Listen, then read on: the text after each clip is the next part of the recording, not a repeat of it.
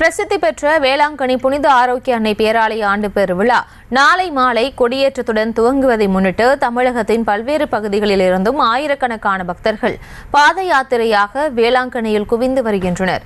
சுமார் 2500க்கும் மேற்பட்ட போலீசார் பாதுகாப்பு பணியில் ஈடுபட்டு வருகின்றனர். இது தொடர்பான மேலும் விவரங்களை எமது செய்தியாளர் லெனின் வழங்கிட கேட்கலாம். லெனின், வணக்கம். மேலும் விவரம்.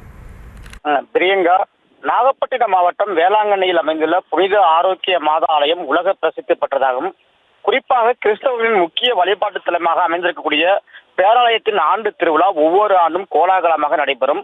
அந்த வகையில் இந்த ஆண்டுக்கான ஆண்டு பெருவிழா நாளை மாலை 6:45 மணிக்கு கொடியேற்றத்துடன் தொடங்குகிறது. தொடர்ந்து 10 நாட்கள் நடைபெறக்கூடிய இந்த திருவிழாவில் வருகின்ற செப்டம்பர் 8ஆம் தேதி தேர் பவனியோடு நிகழ்ச்சி முடிவடையும். இதற்காக தமிழகத்தில் இருந்து பல்வேறு மாவட்டங்களில் இருந்து கிறிஸ்தவர்கள் மற்றும் பக்தர்கள் அனைவரும் பாத யாத்திரையாக வேளாங்கண்ணிக்கு வருகை தெரிந்துள்ளனர். மாதா சொரூபம் தாங்கிய தேரை இழுத்தவாறு மரியே வாழ்க என்ற முழக்கத்துடன் சாலை மார்க்கமாகவும் பாத யாத்திரையாக பக்தர்கள் வந்து உள்ளனர்.